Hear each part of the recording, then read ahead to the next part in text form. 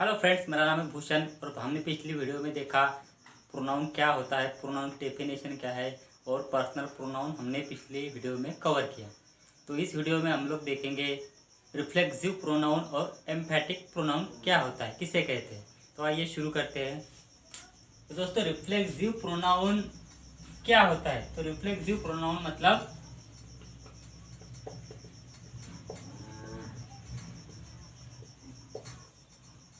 मतलब जो जब इंसान कोई खुद पे ही कोई काम करता है तब रिफ्लेक्सिव प्रोनाउन का इस्तेमाल किया जाता है।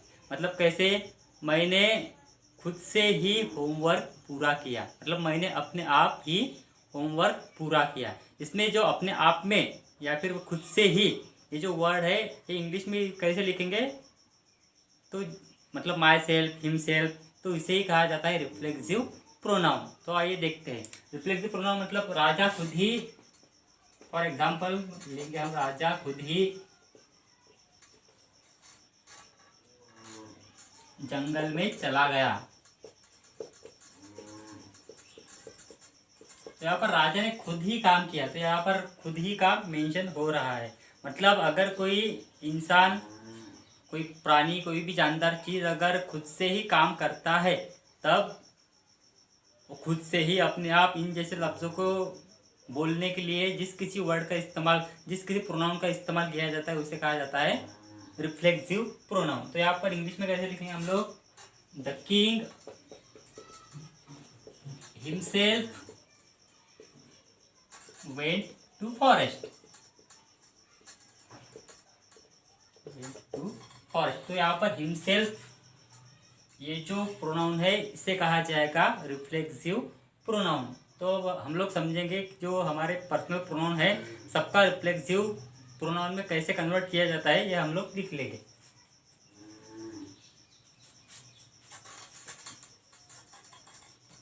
कैसे प्रोनाउन है अपने और उससे रिफ्लेक्सिव प्रोनाउन हम लोग कैसे बनाते हैं, ये हम लोग यहाँ पर लिख लेंगे।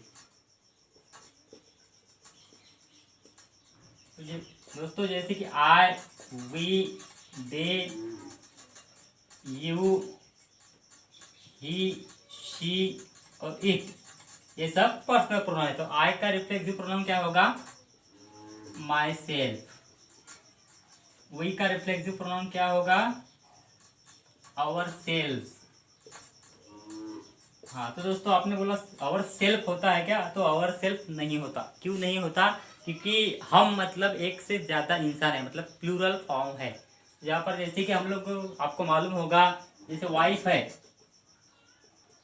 वाइफ का अगर बहुवचन करना है तो हम लोग वाइफ्स ऐसा नहीं लिख सकते। तो हमें क्या लिखना पड़ेगा? अगर पीछे अगर एफ ही रहता है तो इस केस में क्या होता है? एफ ही कैंसिल हो जाता है और वी ई एस उसको लग जाता है।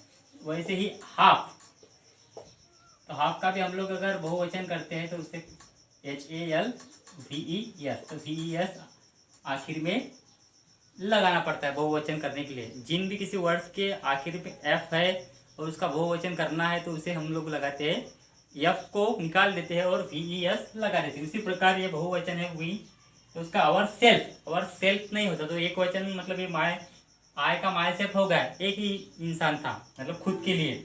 लेकिन ये वही बहुवचन होने की वजह से अवर सेल्फ हम लोग नहीं लिख सकते, तो अवर सेल्फ। वैसे ही दे का आएगा देम सेल्फ। देम सेल्फ क्या? नहीं, them self is not correct, them self. यहाँ पर भी बहुवचन है, दे मतलब बहुत सारे लोग अगर रहे तो तभी हम लोग बोल सकते हैं कि वो लोग, तो इस वजह से देम सेल्फ।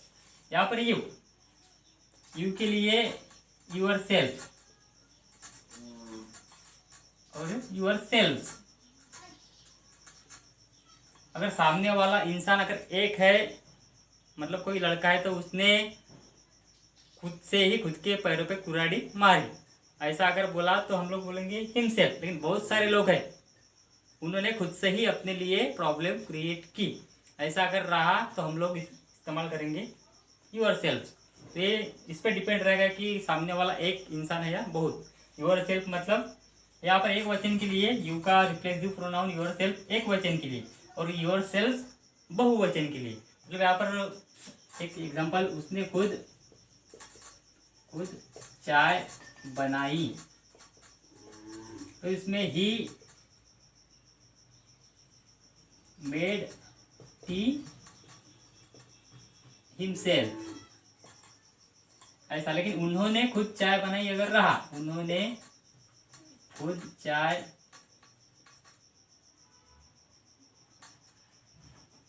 बनाई, तो यहां पर दे मेड टी देमसेल्व्स। तो यहाँ पर ध्यान देने वाली एक बात है दोस्तों कि यहाँ पर एक वचन रहा तो हिम का हिमसेल्फ बन गया, लेकिन बहुवचन दे था तब देम सेल्फ हमने इस्तेमाल किया। Them self is not right.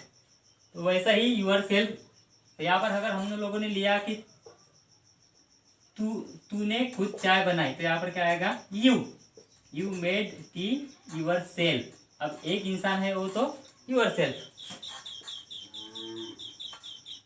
और ऐसा हम लोग ये नीचे वाले सेंटेंस में लिखते हैं कि तुमने, मतलब बहुत सारे लोग खुद चाय बनाई, तुमने या आपने बहुत, तो यहाँ पर क्या आएगा, यू मेड टी। अब यूर सेल्फ आएगा क्या, यहाँ पर नहीं आएगा, तो यहाँ पर आएगा यूर सेल्फ, यूर सेल्फ। उसके बाद में ही का क्या आता है, हिमसेल्फ। शी का रिफ्लेक्सिव प्रोनाउन आएगा हर सेल्फ। इट का इट सेल्फ। तो यहाँ पर रिफ्लेक्सिव प्रोनाउन किसे कहा जाएगा, अगर वाक्य में जो सब्जेक्ट है वो खुद से ही कोई काम कर रहा है, खुद से ही किसी काम को अंजाम दे रहा है, तब रिफ्लेक्सिव जो खुद से ही जो वर्ड है उसे हम लोग इंग्लिश में जो लिखते हैं, yourself, himself, our self, myself etcetera, तो उसे कहा जाएगा रिफ्लेक्सिव प्रोनाउन। और दोस्तों उसके बाद में है एम्फेटिक प्रोनाउन।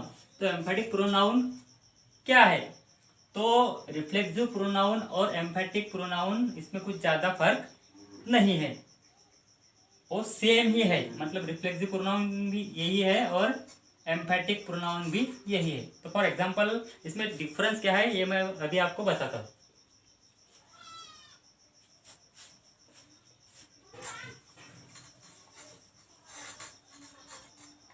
तो दोस्तों अब पहला सेंटेंस देखिए, the king himself went to garden, और आई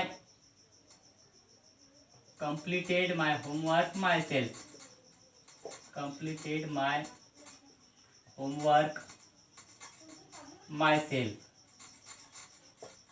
दोस्तों दोनों इसमें, ये यहाँ पर हिमसेल्फ है, यहाँ पर माई सेल्फ है।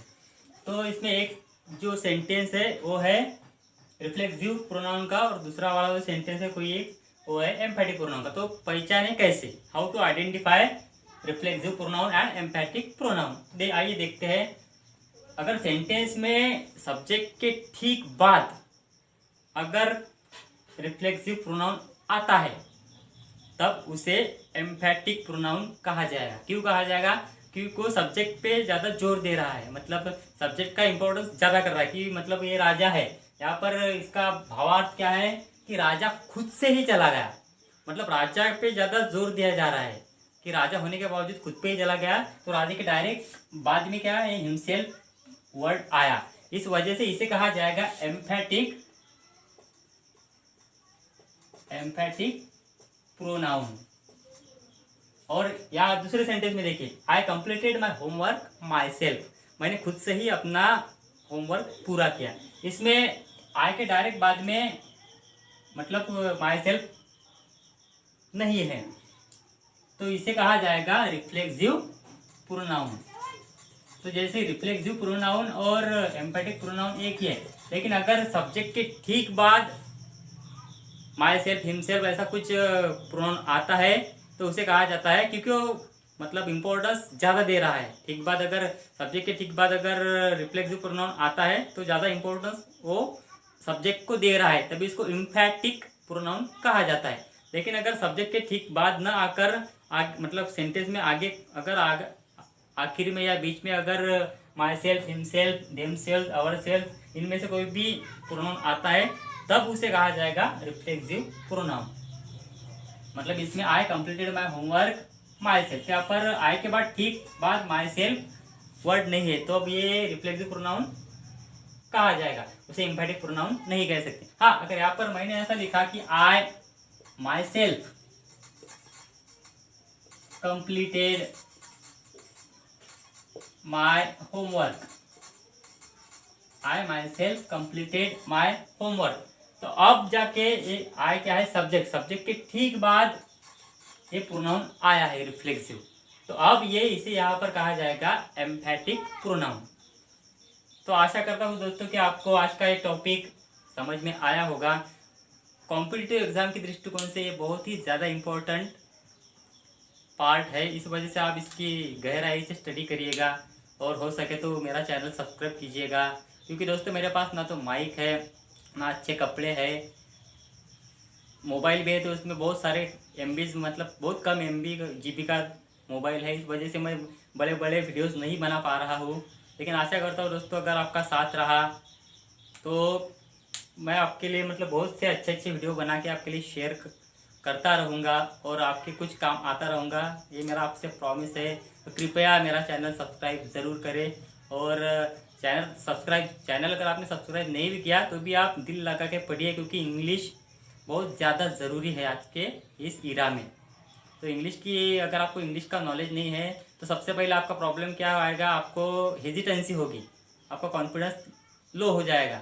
आप नौकरी पर है, आप स्टूडेंट है, कॉन्फिडेंस लो होने की वजह से बहुत सारे हम लोगों को दिक्कत है। दूसरी बात यह है इंग्लिश नहीं आती, इस वजह से आपको बहुत सारे काम जो है जो आपके टेक्निकली आप उसके एलिजिबल है लेकिन आपको वो जॉब नहीं मिल सकती, क्योंकि आपका कम्युनिकेशन, इंग्लिश का कम्युनिकेशन है वो बहुत ज़्यादा वीक है, या फिर आपको नहीं आती अंग्रेजी, तो आपके पास दूसरा जो स्किल है उस काम को करने के लिए वो पूरा होने के बावजूद भी आपको अच्छी नौकरी नहीं मिलेगी। और बहुत से मतलब आजकल तो बहुत कोई भी काम करना तो इंग्लिश इज़ द मस्ट, क्योंकि इंग्लिश आना आपको वेरी इंपॉर्टेंट है। इस वजह से आप मेरा चैनल सब्सक्राइब करिए ना करिए कोई बात नहीं, लेकिन आप दिल लगा के पढ़िए और इंग्लिश में आगे बढ़कर अपनी खुद की ज़िंदगी आप लोग संवार सकते हैं, ये मेरा आपसे वादा है। तो दोस्तों मिलते हैं अगली वीडियो में। Thank you.